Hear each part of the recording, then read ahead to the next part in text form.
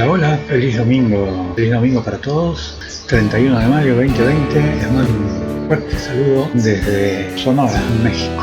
Bueno, hoy como está día domingo les traigo una historia, una trilogía de Pablo Escobar Gaviria, hermoso narcotraficante, espero que les agrade, y bueno, que sigan pasando este hermoso domingo en familia y en cuarentena, obviamente. Bye bye. El trágico triángulo amoroso de Pablo Escobar, su sicario Popeye y Wendy, la modelo que terminó asesinada. La serie, El Coronel Naranjo, pone el foco en la larga lista de mujeres del famoso narco. De ellas, Wendy Chavarriaga Gil fue la única que pudo reemplazar a la esposa del patrón. Las razones de su traición y la escena de su final, digna de un guión de película. Suena el teléfono en un lujoso restaurante de Medellín. Un mozo llama a la modelo Wendy Chavarriaga Gil, pero ella nunca llega a atender. Del otro lado del teléfono, su novio Popeye, al que usó de señuelo para vengarse de Pablo Escobar Gaviria, escucha dos sonidos contrapuestos: los tacos de la joven de 28 años y de pronto los disparos que ahogaron los gritos de esa bella mujer a la que Popeye definía como una escultura de ojos verdes, cuyas piernas parecían salirle de la nuca. Él nunca llegó a la última cena, como había prometido. En pocos pasos, en el camino de Wendy se unieron la sensualidad y la muerte. El episodio tiene el estilo de El Padrino, el clásico de Francis Ford Coppola, una de las películas favoritas de Escobar, admirador además de Al Capone. En especial, tiene algo de la escena en la que Michael Corleone se reúne en un restaurante con Sollozzo, uno de los enemigos de su padre. Un mafioso que esperaba llegar a una tregua. La tensión de ese momento aumenta cuando el mozo tarda en abrir la botella de vino, el rostro de Al Pacino, que parece una máscara rígida, y no anticipa ninguna decisión, si lo va a matar o no seguirá el legado de su familia, y el paso de un tren que marca el ritmo de la escena.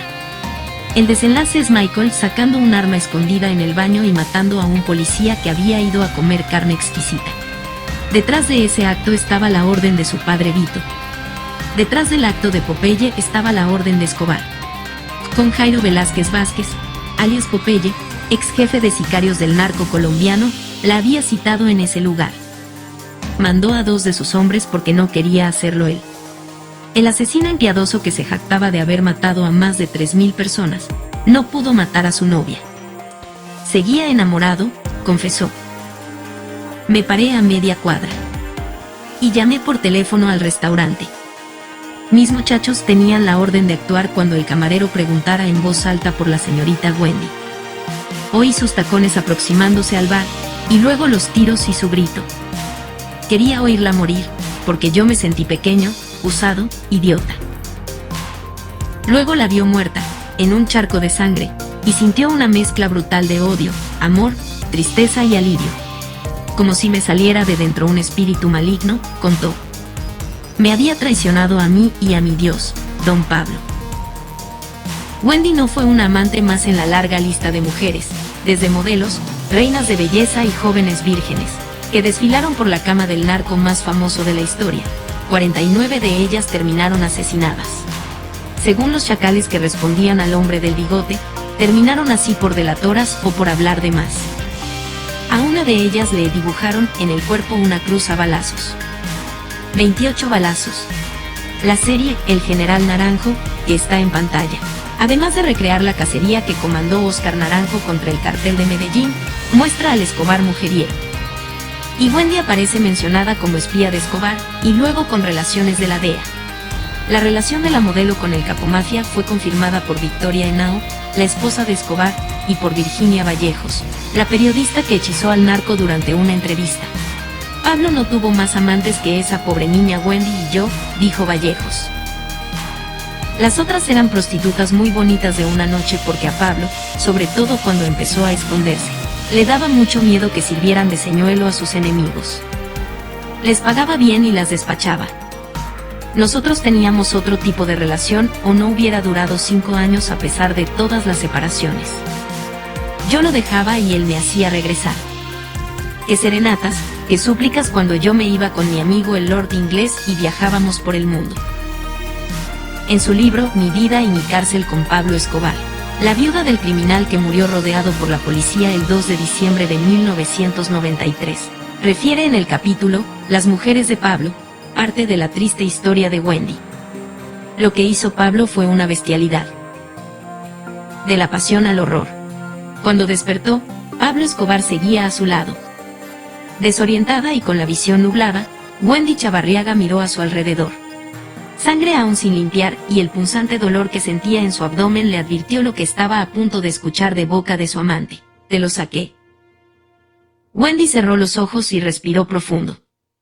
Un veterinario y 2 sicarios acababan de practicarle un aborto. Sabía dónde estaba y acababa de conocer al lado más oscuro de su amante. Intentó tirarse por una ventana, pero los guardaespaldas de Escobar la sostuvieron a tiempo. Estaba embarazada de 5 meses. Ese día juró venganza y emprendió su plan. Corría 1983. Juan Pablo, el hijo mayor del narcotraficante, tenía 6 años. En septiembre, después de 5 intentos fallidos y un costoso tratamiento de fertilidad, Victoria Eugenia Henao le anunció a su marido que estaba embarazada de Manuela. Sabía que Wendy era una de sus amantes, incluso percibía que había ganado más territorio que las otras. Pero décadas después se enteró de que al momento de concebir a su segunda hija, Wendy estaba embarazada. Me dolía su infidelidad, pero no tenía la valentía suficiente para dejarlo. La historia que yo misma me contaba para sobrellevar semejante drama era aquella vieja frase: todos los hombres son iguales. Entonces, pensaba, no lo voy a dejar por eso.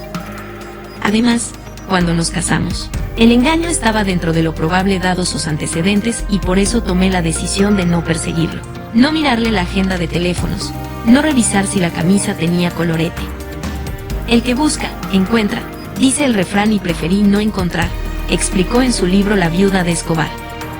Tata, como le dicen, miraba hacia otro lado mientras su marido crecía en la carrera criminal y se potenciaba su apetito sexual. Una vez, de vacaciones en la hacienda Nápoles, el patrón quedó expuesto. Sus amigos no sabían que su mujer se encontraba con él y aterrizaron en un jet privado con 10 modelos. No quiero quedarme un segundo más en este lugar, Pablo. Es una falta de respeto lo que haces conmigo, le recriminó delante de todos. Mi amor, Héctor, Roldán, trajo a esas muchachas para la diversión de los muchachos. Yo no tengo nada que ver con eso. Son mujeres para mis amigos y no puedo decirles que no las traigan, esquivó el mafioso. Ella se quedó en silencio. Años después reconoció que sabía que le estaba mintiendo.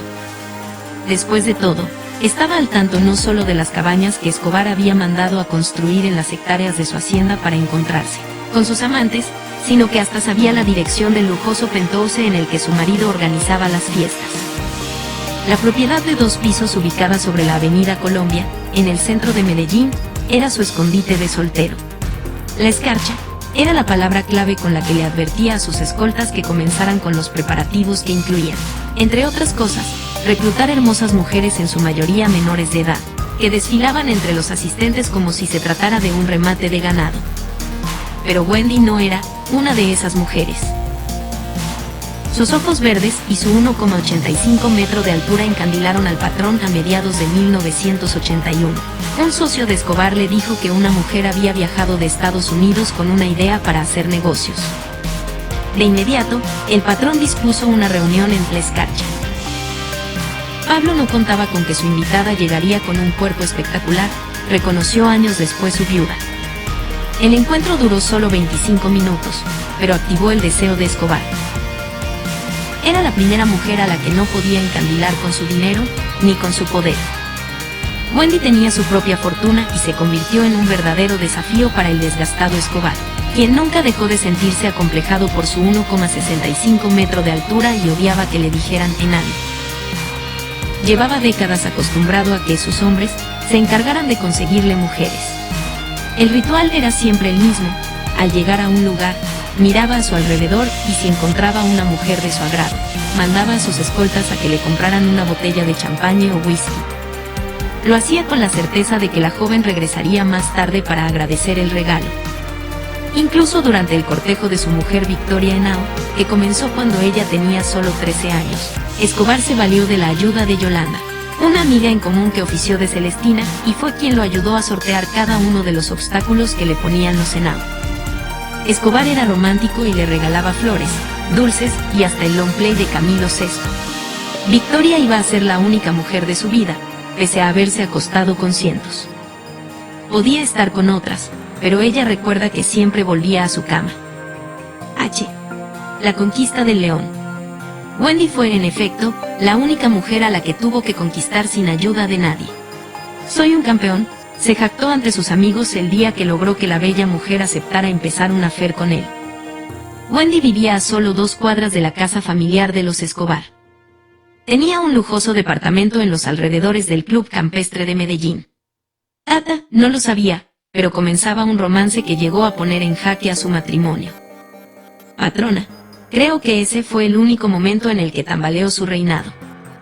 Nos daba pena verla toda inocente, pero nosotros no podíamos decirle nada porque él nos lo tenía prohibido, le reconoció años después Jerónimo, uno de los sicarios de Escobar. Poco a poco, Wendy comenzó a ejercer su poder y redecoró las oficinas de Pablo.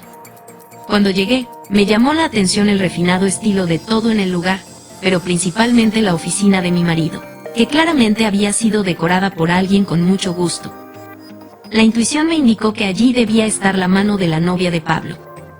No estaba equivocada, aunque como casi siempre, habría de confirmarlo mucho tiempo después. Dice en su bestseller La única mujer que amó Escobar. Pablo se jactaba de su conquista cada vez que podía, aunque guardaba las apariencias cuando estaba con su familia. Llegó incluso a viajar en más de una oportunidad a Estados Unidos.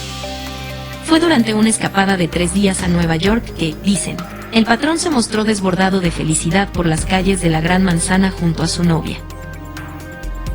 Al regresar, le regaló a su mujer una lujosa joya que atesoró durante años, hasta que se enteró de que había sido la amante quien la había elegido.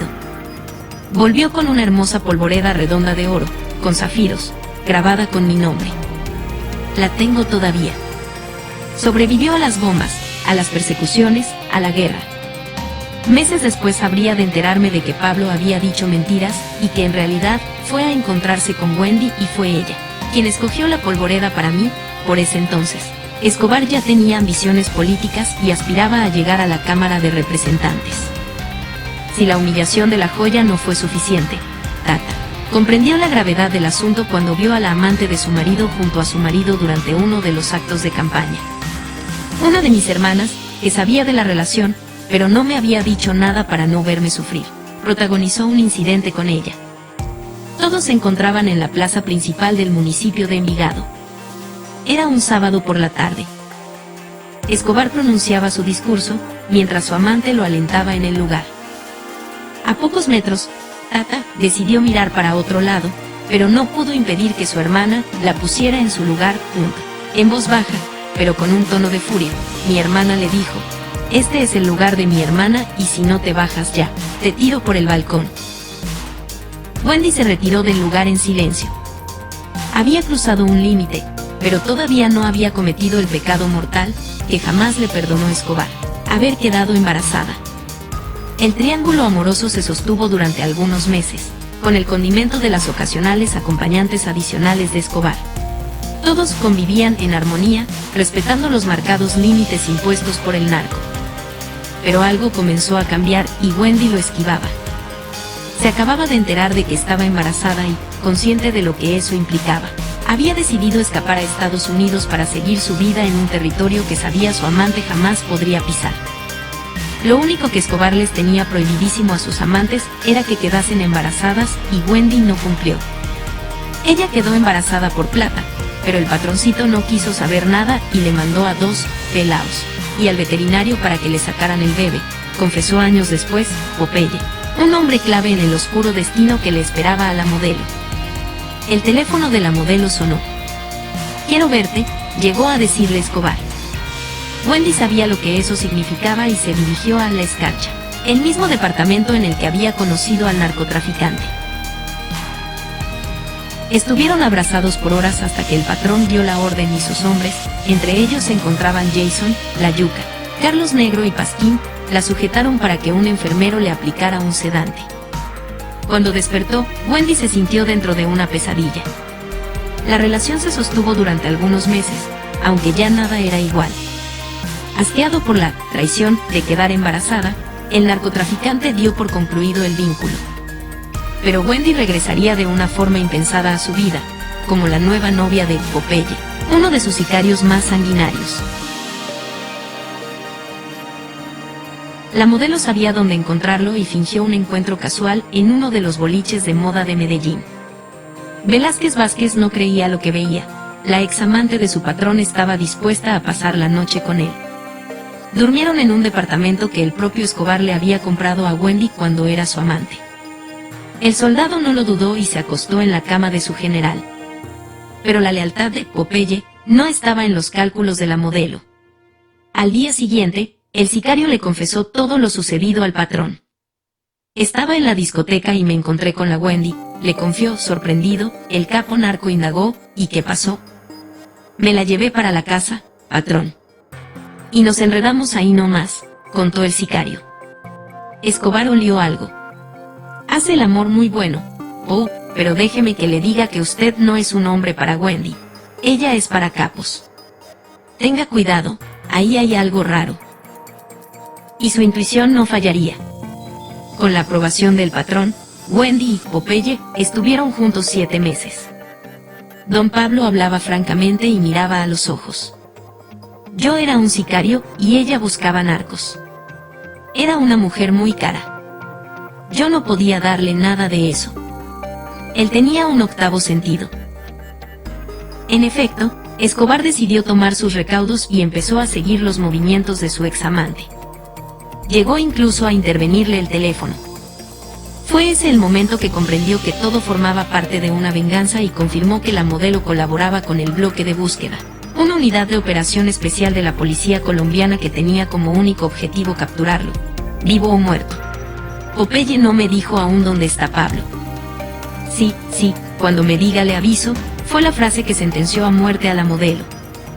Otra vez el teléfono, jugando un papel clave en la trama. Escobar no lo dudó y mandó a llamar a Popeye. La reunión fue tensionante. Estaba Pipina, la mano derecha de Pablo. Y yo sabía que cuando el jefe mandaba a matar a uno de la organización se lo encargaba a su mejor amigo. El ambiente se sentía pesado, pero yo me preguntaba, ¿qué hice? Entonces, el patroncito me pone la grabación y escucho la voz de Wendy, ¿Qué hacemos ahí? Oh. ¿Se acuerda que le advertí? Le espetó Escobar. Pues usted tiene toda la razón, patrón. Esto es gravísimo. Yo sé qué tengo que hacer, le respondió Popeye. Lo sabía, que asesinar a su novia. Yo la quería con toda mi alma, pero me sentí usado. Ella me enamoró para vengarse de Pablo. Me estaba utilizando para llegar a él. Y sabía que me mataban a ella o me mataban a mí. Y preferí que fuera ella. Cuando casi 30 años después se enteró por la serie El patrón del mal, del aborto forzado al que había sido sometida Wendy, la viuda de Pablo se derrumbó. No tenía idea de que eso había sucedido. Inicialmente pensé que lo que acababa de ver era producto de la imaginación de un libretista y no un episodio de la vida real. Hasta ese momento, Tata solo sabía que la modelo había sido asesinada por Popeye, después de que su marido descubriera que trabajaba como informante para el gobierno colombiano. Me dejó horrorizada. Wendy estaba embarazada y Pablo cometía la salvajada de contratar a un enfermero para dormirla y sacarle la criatura. Decidida a saber qué había sucedido realmente, la mujer interpeló a uno de los sicarios de su marido durante un viaje a Medellín. Me encontré por casualidad a Jason, uno de los hombres de Pablo. Hablamos de todo por un largo rato, hasta que me decidí a preguntarle por el asunto de Wendy y lo que yo había visto por televisión. Patrona, ¿para qué quiere saber? ¿Para qué le sirve? Han pasado muchos años, no tiene sentido, fue la respuesta. Victoria juntó valor y escuchó en detalle lo que sucedió aquella madrugada en la escarcha. Me sentí profundamente indignada al confirmar la bestialidad que había cometido Pablo, a lo que había llegado con tal de no tener hijos por fuera del matrimonio, reconocería años después su viuda, quien en un irónico giro del destino soportó durante años las infidelidades de su marido repitiéndose una y otra vez que, pese a todo, ella era la única madre de los hijos de Pablo Escobar. Wendy no fue una más. Pese a su final inevitable, la modelo logró algo que parecía imposible. enamorar a un frío sicario y ser la única que no se dejó comprar por los lujos que ofrendaba Pablo. Pagó un alto precio por no vender su alma al diablo.